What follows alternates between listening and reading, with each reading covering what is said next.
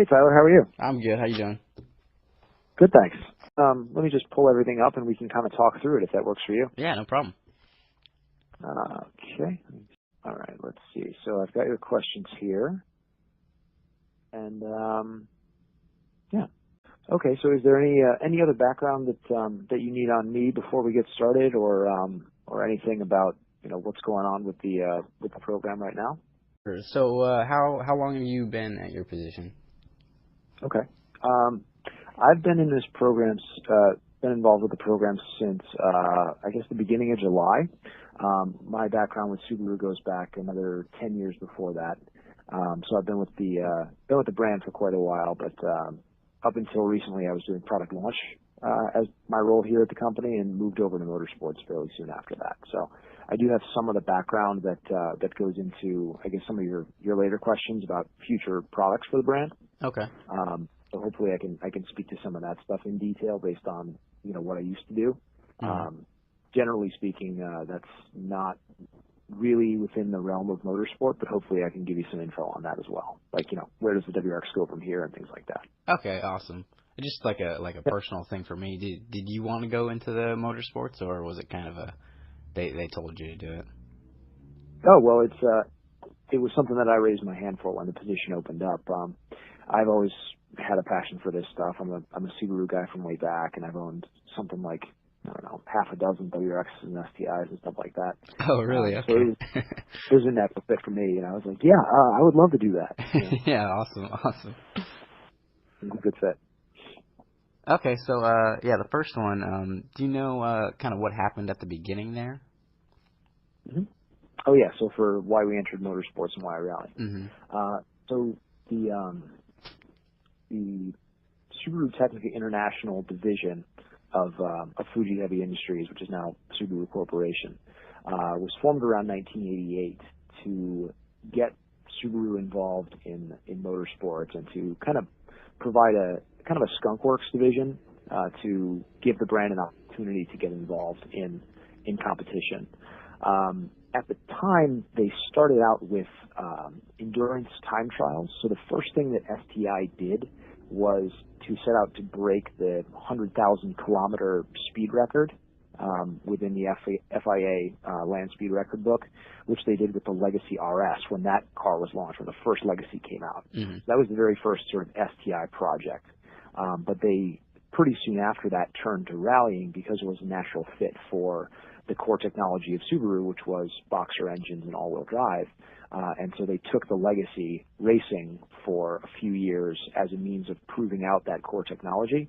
And that success from the early years of rallying the Legacy and showing that, symmetrical all-wheel drive and turbocharged boxer engines could work in rallying at the highest level, that rolled over to the Impreza, where the brand started to see that really high level of success in the WRC in the mid-90s. Okay, yeah, that makes a lot of sense actually. Yeah, the connection between the core technology that Subaru offers in so many vehicles is really why rallying made the most sense for the brand and for the STI division, and it's why it still makes sense for us as Subaru now.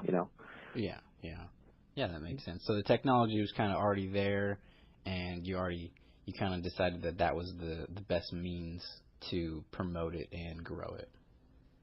Sure. And if we were making, cars that worked well in drag racing, we'd go do that. But Yeah. The cars that we make specifically, they're built in such a way that they work really, really well in this specific venue. So it's made sense for us to be involved in it for a long time. Yeah, that makes sense. Okay. And then, so the program in the World Rally Championship has ended now, correct? Yep. And we've been out of it since 2008. Do you know kind of the big reasons for that?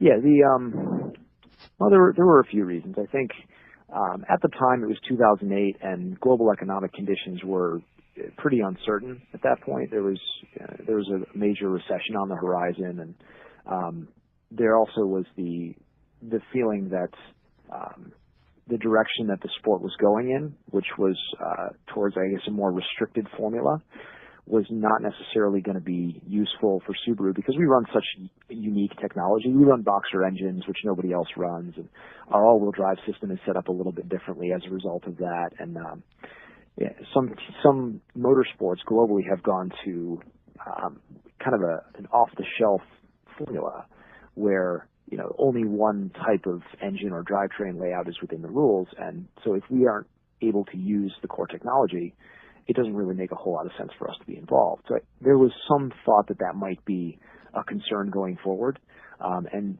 I think the biggest reason was just the costs and the need to, I guess, focus on the core of the business as opposed to being heavily involved in the highest level of rallying at the time. But there also was a concern about whether the future of the sport was going to allow us to continue to focus on what makes our cars unique and what makes them competitive. So there was a lot of factors going on at the same time, but that's more or less how it shook out. Okay, and there's not really any plans to head back in that direction. At the moment, I don't believe there are. Now, in the interest of full disclosure, so my end is Subaru of America, so the distributorship within just the U.S. Mm-hmm. A lot of other motorsports activities are managed out of our parent company in Japan. So they run 24 hours of Nürburgring, they run BRZ and GT300. They do a few other things. So their activities are kind of managed by them. So there may be plans that I'm not aware of, but as far as I know, I believe they're focused on other things at the moment. Okay. So originally, when it goes into motorsports, what was the big kind of you kind of talked about a little bit promotion and development of the technology right when you go into motorsports. That was pretty much the goals of it. Sure, and that's the majority of what was to be achieved. I think the idea for the WRX in motorsports was to prove the value of the technology of the turbocharged boxer engines of symmetrical all-wheel drive, but part of it was also to translate some of that racing technology, that true motorsports performance, back down to the street cars. It wasn't just to take a car that was already existing and take it rallying. It was also to improve the breed, so to speak. And over the course of the lifetime of the WRX and STI, the cars have gotten more and more and more infused with sort of motorsports grade parts and motorsports grade technology. Things like driver controlled center differential. We were running very advanced differentials in WRC at the time, and then you ultimately saw advanced active diffs with driver adjustability working their way into the street cars. You've seen brake technology. We started out running more standard brakes, and we, in later generations, have added Brembo brakes as standard on our cars. We've gone from 5-speed transmissions to 6-speed transmissions. We've added, aerodynamic tweaks over the years. So realistically, what you can buy now on the showroom reflects some of the learnings in rally over the last 20, 25 years from Subaru globally and from Subaru rallying in the U.S. as well. So I think overall the goal was not just to show what the WRX could do already, but it was also to improve the WRX as you could buy it on the showroom floor. Okay, that makes sense. Mm-hmm. And I do believe when the brand originally started out in rallying, they were starting from zero, really. Yeah. They had a car that was brand new in the Legacy. They had ultimately a car in the Impreza that was brand new. And being able to go from a company that had never been involved in rally on a factory level before, all the way up to being WRC champion in a matter of a few years, that was a huge goal for them to achieve as well. So not only did they get involved and go rallying, they wanted to rally at the very highest levels. And within 6 or 7 years of the founding of STI as a division, they had won the World Rally Championship. So that was a huge victory and a huge validation for STI. And then to win driver championships later, first with McRae and then again with Richard Burns and then again with Petter Solberg in 2003. It seems like the goal of being a top level rally team over a period of years was definitely achieved over the course of that program. Yes, I would definitely agree. First off, do you think it's kind of a younger generation car, the WRX? Yes, it definitely is. The average buyer age of a new WRX is in the 30s, and I think the average buyer age for the auto industry in general is either in the 50s or the 60s. Oh, okay. So, the auto industry tends, when you think about new cars, it tends to skew towards older buyers just because cars are expensive. Yeah, exactly. But with WRX and STI, we see buyers that are significantly younger, buyers that in a lot of cases are, they're a single vehicle household. They may not be married or have kids yet, or if they are, they have they're buying a sedan that they're going to use as a family car. And the nice thing about WRX and STI is that although they're extreme hardcore performance cars, they're also cars you can drive every day because they have space and they have lots of features and they're relatively comfortable for what they are. Yeah. So we see a lot of people buying them and using them all the time.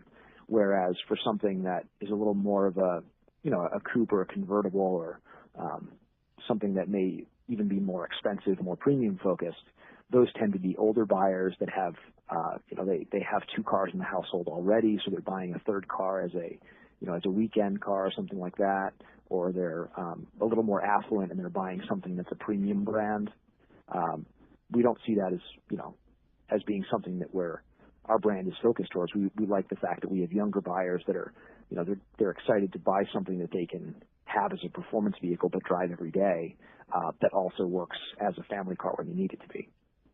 Okay, so you guys do kind of try to appeal to that younger demographic, you're saying?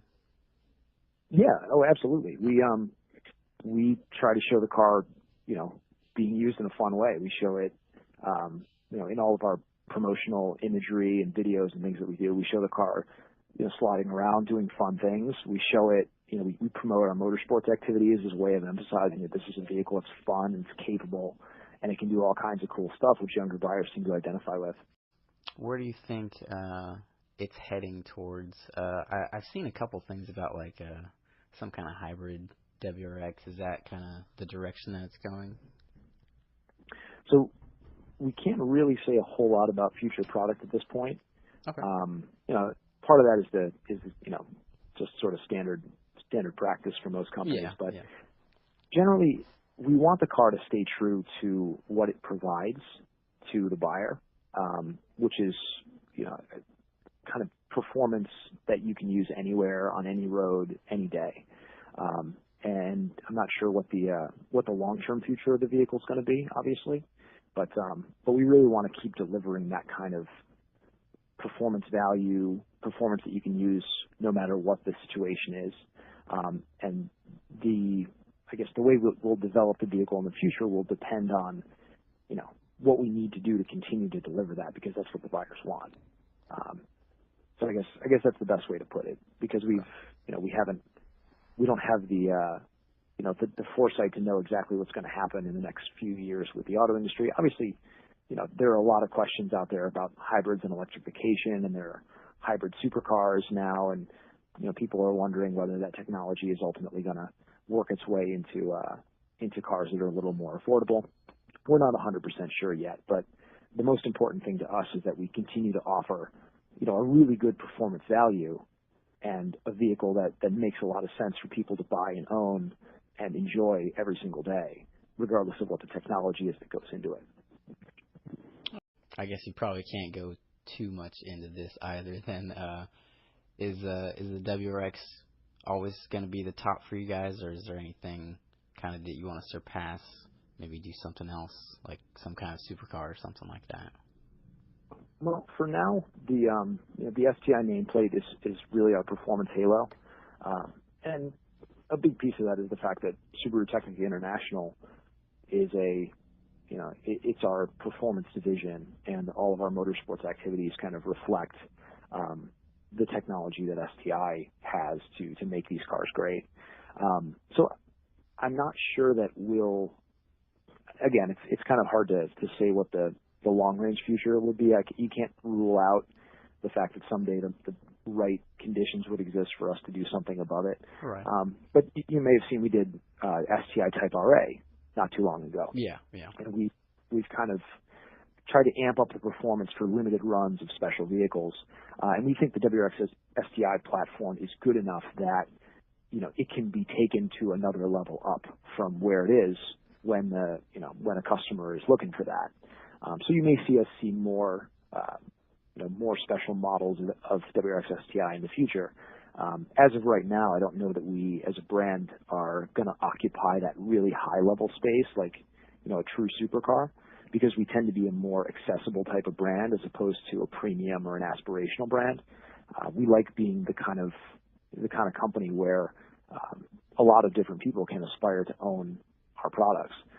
So you may see something eventually, but right now what we do is more focused on accessibility and attainability and cars that more people can enjoy. Okay, yeah, that's a really good answer in this aspirational brand. Yeah. So we talked a little bit about the history of the WRX in motorsports and things like that. We didn't really talk at all about kind of our U.S. based motorsports. Is there anything that you wanted to talk about with that? Because that's most of what I do and what I handle and what we do as a brand here in the U.S. is rally and rallycross stuff that's based in the U.S. with the American Rally Association Championship and the America's Rallycross Championship this year and things like that. So is there anything about that you want to talk about? Or, I've got a little bit of time if you wanted to, if you had any other questions about that type of stuff. So you deal with like Rally America, is that what you're saying? So we exited Rally America a couple of years ago. There's a new series called the American Rallycross. Sorry, we have two series. But I tend to go back and forth between the two sometimes. Okay. The series that we run in Rally is the American Rally Association Championship, and then for many years we were in Global Rallycross here in the U.S. and that series has recently been replaced by a new series called the America's Rallycross Championship, which is kind of an offshoot of World Rallycross. Okay. So those are the two series that we compete in the U.S., both with the WRX STI. So that's the core of our U.S.-based factory motorsports efforts. Okay. So I did look into that a little bit, and you can definitely tell Travis Pastrana is definitely one of the big names out there that comes with Subaru and racing in America. Mm-hmm. Have you guys dealt with him at all, or? Yeah, so Travis he's been with us on and off since the mid 2000s, and he's won a number of Rally America championships, and he won the inaugural American Rally Association championship with us last year. He's been an incredible part of the team with us for a long, long time. And he's involved in a lot of other stuff as well. He does a lot of things with Nitro Circus, and he does a lot of things with motocross. So he's got a lot of other commitments, but he has run a couple of rallies with us this year. He's done really well, even though he hasn't had the opportunity to devote a full season to it. But we love having him as a part of the brand because he's just a fantastic guy and he's a phenomenal ambassador for the brand. We're looking forward to having him continue with us, as long as he is interested in doing it. And actually this coming weekend, we will be racing with him at Nitro World Games. There's a new event in Nitro World Games this year, which is called Nitro Rallycross, and we'll be out there with Subaru Rally Team USA. Travis will be racing in his car, and we'll also have Chris Atkinson and Patrick Sandell. So the two of our sort of core Rallycross guys will be racing alongside Travis in our 2018 Rallycross WRX STI. So that event should be phenomenal. It's going to be aired live on Velocity, I think, on the Saturday and Sunday of this coming weekend. So we're racing with Travis. We've raced with him the last couple of, we raced Ojibwe Rally with him. We'll have him at Nitro, and then we'll try to incorporate him into as many events as we can next year too. Okay, awesome. Were you guys kind of involved with his New Year's Eve jump at all, or did he kind of just do that all by himself? So the New Year's Eve jump, we were involved with. It was primarily a Red Bull thing, but our technical partner, Vermont Sports Car, built the car as they build all of our American Rallycross and American Rally Association cars. They're our primary technical provider and the group that campaigns the vehicles for us. What was the name of that, you said? So the shop is called Vermont Sports Car. They're based out of Burlington, Vermont. Oh, okay. And again, they've been with us for more than 15 years now, in one capacity or another, as basically our primary technical partner for the teams. So they built the vehicle for the Red Bull Jump, and they were involved in kind of the setting up of the whole thing. But it was, I think, primarily driven by Travis and Red Bull, because they really wanted to do a big kind of stunt type activity, and Travis wanted to break that record, and it was a really cool integration for everybody. Yeah. And I know Ken Block kind of does his videos with a couple Subarus. Are you involved in that at all, or is that kind of mostly his thing too? So when Ken was with our team, he started off doing those Gymkhana videos when he was still with Subaru, and he later went to Ford, and he's been with Ford for a few years now, and so he's been doing those videos with that partnership. He also races in the America's Rallycross Championship alongside guys like Chris Atkinson and Patrick Sandell. So we've been racing against him this year, with him racing for Hoonigan Racing Division as one of the sort of semi-factory supported teams in ARX. So it's within the ARX series. It's us with running two main cars, and then one rotating driver, which occasionally has been Travis this year. Then there's Volkswagen running 2 cars, and then there's Ford running with Ken and Steve Arpin. So he's still involved in rally and rallycross. I think he also ran 2 or 3 events of rally in the American Rally Association Championship, but he was in a crash at the last big event and burned his car to a crisp, unfortunately. So we still see him out there in a competitive capacity, but he hasn't been with us as a team driver for a while. Okay. Were you involved in like the rallying in the X Games at all, or is that like another division? So yeah, that was something when Rally was involved in X Games. All of the Subarus that you saw campaigned under Subaru Rally Team USA, that was with us with the full factory effort. Oh, okay. So when Travis won his X Games gold racing against Colin McRae, when McRae rolled the car and came down on all 4 wheels and finished the race. Yeah, that's a great that clip. incredible video, like 2006 or whenever it was. Yeah, they were both driving for Rally Team USA. Actually, Vermont Sports Car Shop, they've still got some of the cars from those races. They've got the the damaged roof skin from Colin's car when he rolled it, and they've got all the stuff kind of lined up on the wall. Oh, that's it's awesome. Really cool. Again, I wish I'd been with the program for longer than a few months. I'm sure I'd have some really cool stuff to share. Yeah. But we love being involved in the motorsports that we're involved in with the WRX STI. I mean, the reason we do what we do is because we think that the customer should be able to go to a dealer and buy the car that they see racing on the weekends. You go to Le Mans or something and you can see these crazy prototypes lapping at 1,000,000 miles an hour, but you can't walk into a dealership and buy something that's based on that car. For us, we want to race and campaign vehicles that are based on the cars that we're selling, and we want a customer to go out and cheer on the weekends and then go to the dealership and say, hey, I'm going to buy that one right there because it's so similar and uses some of the same technology, the boxer engines, the all-wheel drive, the adjustable differentials and things like that, because it's got all that capability built right into it. So I think we've got a kind of a unique take on motorsports, because that's kind of been our philosophy on it, is to make sure that what we're racing is related to what you can buy every day. And I'm really hopeful that we can maintain that connection in the future, because for me as an enthusiast, before I started working for the company, that was what I was attracted to, is the fact that you can buy these cars and see them racing based on the same technology. Well, I think that's pretty much good for me. I mean, this is such a great opportunity to talk to you, and you've been so helpful. I just can't tell you how thankful I am for all your help. Yeah, it's no problem. And if you have any other questions, please feel free to reach out. I'm kind of in and out of the office, so if you don't get in touch with me via phone, feel free to shoot me an email, and I'd be happy to follow up or answer any other questions that you got. Okay, awesome. Sounds good.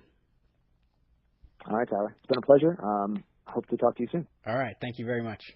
All right. Bye-bye. Take care.